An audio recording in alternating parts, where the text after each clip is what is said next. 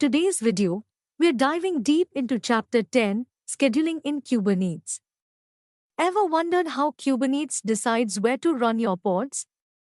We will cover the scheduling basics, tains and tolerations, topology spread constraints, pod priorities, and evictions, all key features that help manage workloads in complex, scalable environments.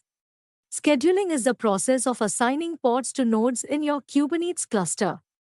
At its core, Kubernetes Scheduler looks for the best node that meets a pod's requirements, like CPU, memory, and affinity rules, and assigns the pod to that node. It's similar to how an operating system assigns processes to CPUs. The goal is optimized resource usage, fairness, and high availability.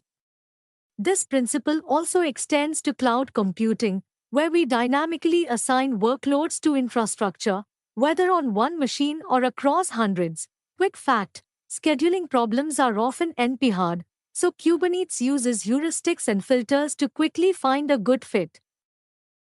Next up, tains and tolerations. Think of tains like signs on a node that say, "Keep out." Unless a pod has a toleration that says, "I'm allowed in," it won't be scheduled there. There are three taint effects: no schedule. Pods without a toleration won't be scheduled on that node. Prefer no schedule. Kubernetes tries not to schedule, but it might. No execute. Pods already on the node get evicted unless they tolerate it. This is perfect when you want to dedicate nodes for specific workloads, like GPU-heavy tasks for high-priority services. Best practice: use taints and tolerations to enforce isolation and manage hardware-specific or critical workloads. Ever worry about all your pods ending up on the same node or zone? Topology spread constraints fix that by telling Kubernetes, "Spread my pods evenly across different domains." You define topology key, such as zone or hostname, max Q.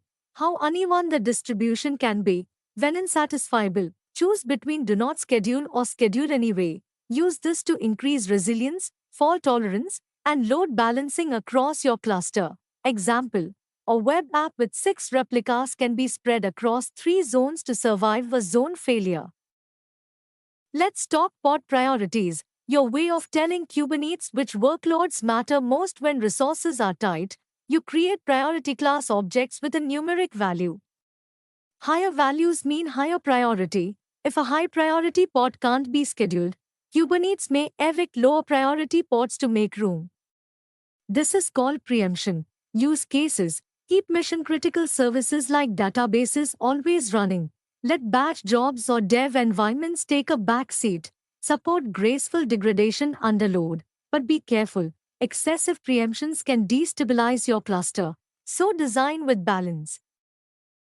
When resources run out or a node is under pressure, evictions happen. There are two types: soft evictions, based on policies like memory or disk usage thresholds. Kubernetes gives pods time to gracefully shut down.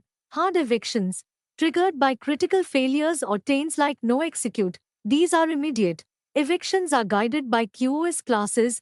Guaranteed pods stay longest. Burstable are next. Best effort are evicted first.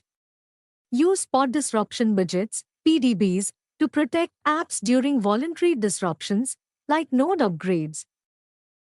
Let's quickly recap everything we covered. Kubernetes Scheduler assigns pods to nodes based on resource needs. Taints and tolerations help you enforce node-level placement rules. Topology spread constraints ensure even pod distribution for high availability. Pod priorities protect critical apps during resource contention. Evictions help maintain cluster health, guided by QoS and budgets. Practice exercise. What is the primary role of the Kubernetes scheduler?